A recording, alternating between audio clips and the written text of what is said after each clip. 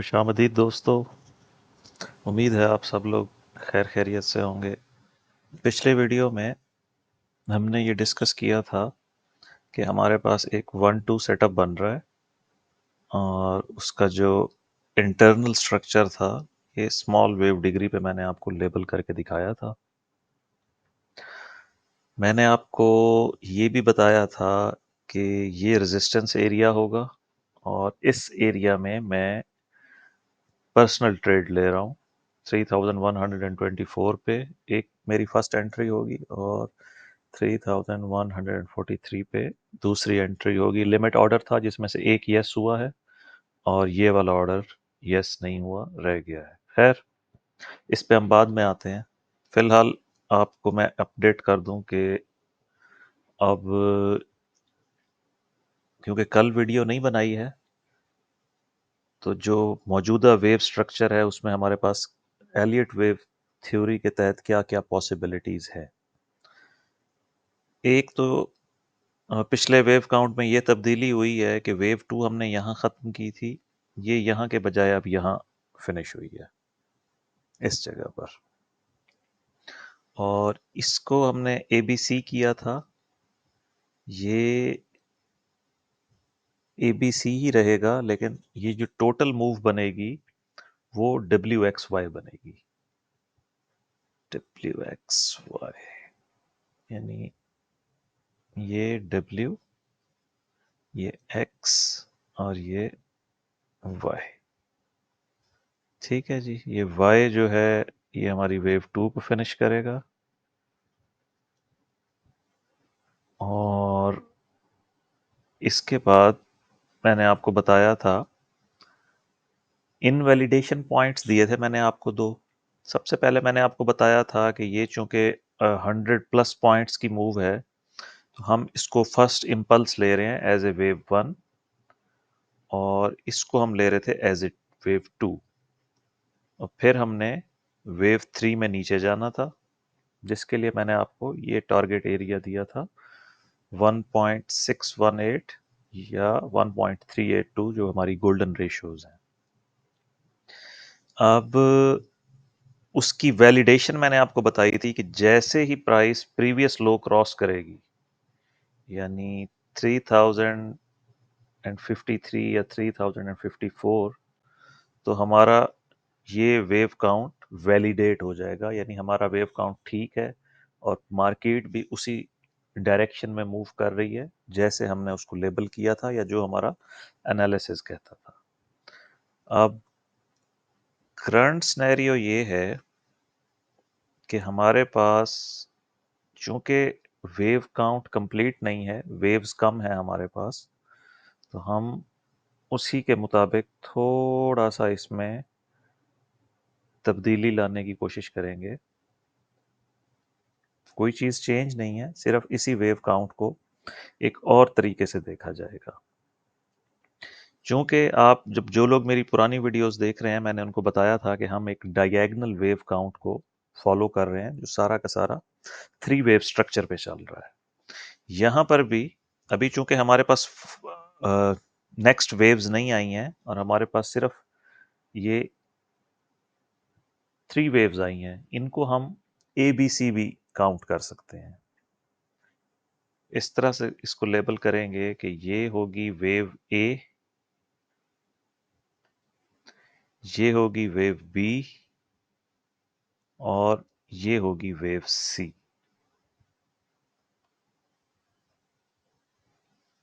इसका कलर भी चेंज करते हैं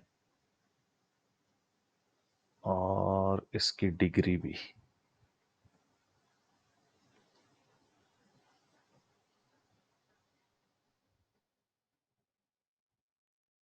ठीक है जी।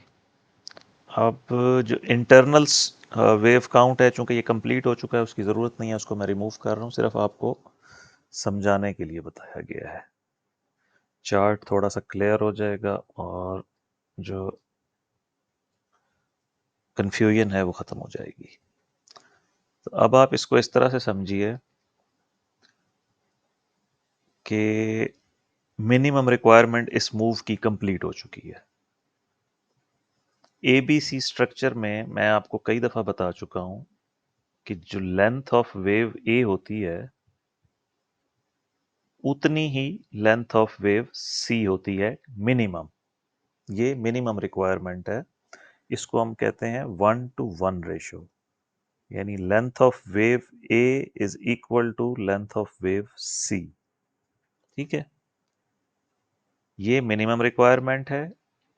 इन case of extension wave C यहां तक आ सकती है 1.618 तक। और अगर वेव 3 है, क्योंकि अभी हमारे पास दोनों पॉसिबिलिटी हैं, ये रिटर्न नहीं हुआ है और हमारे पास कोई एविडेंस भी नहीं है, मंडे को मार्केट ओपन होगी तो देखेंगे, हो सकता है ये यहाँ पे थोड़ी सी करेक्शन लेके नीचे चला जाए। मैं इसको 15 मिनट पर ओपन करता हूँ और इसका हम इंटरनल स्ट्रक्चर देखेंगे कि ये कितनी वेव्स हैं, आया ये 5 वेव्स कंप्लीट हैं या ये 3 वेव्स हैं। तो अब डिफरेंस सिर्फ इतना है, ए बी सी की शक्ल में भी इसने वहां तक जाना है, ए बी सी, या 1 2 3। डिफरेंस आएगा जब ये वेव कंप्लीट हो जाएगी तो हमारे पास डायगोनल की सूरत में ये वेव 4 नहीं आएगी। इसके बजाय ये 3 वेव्स के बाद हमारे पास फिर एक 3 वेव्स आएगी। इस पूरी वेव को हम लेंगे वेव ए। वेव ए में ये 3 वेव्स हैं, फिर ये 3 वेव्स अप साइड पे, ये वेव बी बनेगी, और यहां से फिर 5 वेव्स डाउन जाएगी जो वेव सी बनेगी। ये मैं साथ के साथ इनकी डिग्रीज अपडेट करता जाऊंगा, आप भी अपने चार्ट पे उसको उसी तरह लेबल कर लें। फिलहाल जो बताने का मकसद था वो ये था कि जो 1:1 रेशो है, ये जो हमने पिंक कलर में इसको लेबल किया है, इसकी मिनिमम रिक्वायरमेंट पूरी हो चुकी है। ठीक है जी। अब ये हमारा जो रेजिस्टेंस एरिया है, ये थोड़ा सा हमारे साथ फर्दर भी चलेगा। मैं इसको ख़त्म नहीं करूँगा क्योंकि ये हमें, या इसको ख़त्म कर देते हैं ताकि चार्ट क्लियर हो जाए। और यहाँ पर मैं एक लाइन लगा देता हूँ, ऑल टाइम हाई जो था 3167 या 68 के, जैसे ही प्राइस इस लाइन को क्रॉस करेगी, हमारा जो ये मूव है, अगर ये यहाँ से रिटर्न हो जाती है, प्राइस फर्दर नीचे नहीं जाती, तो ये लाइन कंफर्मेशन लाइन होगी। जैसे ही हम ये लाइन क्रॉस करेंगे, अपवर्ड मूव स्टार्ट हो जाएगी, जो मैंने आपको बताया था 3330 तक जा सकती है। 3216 से 3216 से लेकर 3330 तक ये हमारा वीकली चार्ट का टारगेट था। हो सकता है कि ये करेक्शन सिर्फ यहीं ख़त्म हो जाए, ए बी सी, और फिर प्राइस ऊपर चली जाए, लेकिन अभी हम कुछ नहीं कह सकते जब तक हम पूरा स्ट्रक्चर इसका नहीं देखते। 30 मिनट्स चार्ट पे आ जाएं हम, और इसको करते हैं जूम इन।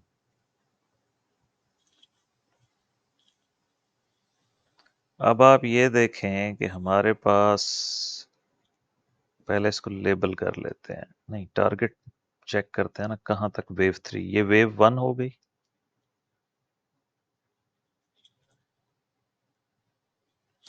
ये वेव 2 हो गई,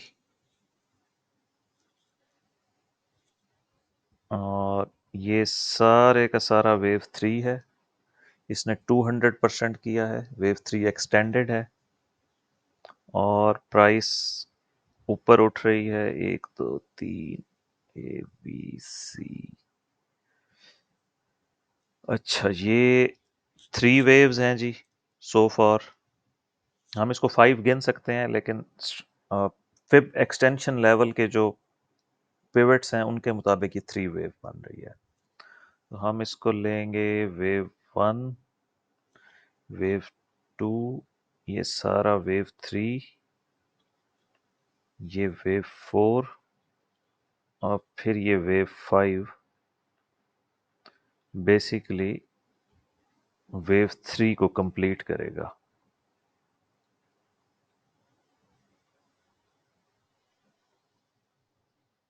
ठीक है जी। और टारगेट वाइज वेव 4 को 50% से ज़्यादा रिट्रेस नहीं होना चाहिए।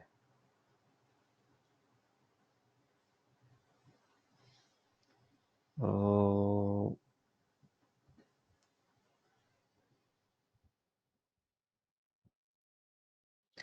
इस तरह से अपने पास लेबल कर लें, और ये हमारा सिनेरियो होगा। मंडे को जब मार्केट ओपन होगी, ये हम 1 आवर चार्ट पे आ जाते हैं ताकि ये कॉम्पैक्ट हो जाए। वो सारी एक्सप्लेनेशन मैंने आपको इसलिए दी थी कि आप इंटरनल स्ट्रक्चर को समझ जाएं। अब सिंपली हमारे पास या तो 1 2 3 4 5 है, हम नीचे जा रहे हैं, या हम ए बी सी और ए बी सी में नीचे जा रहे हैं।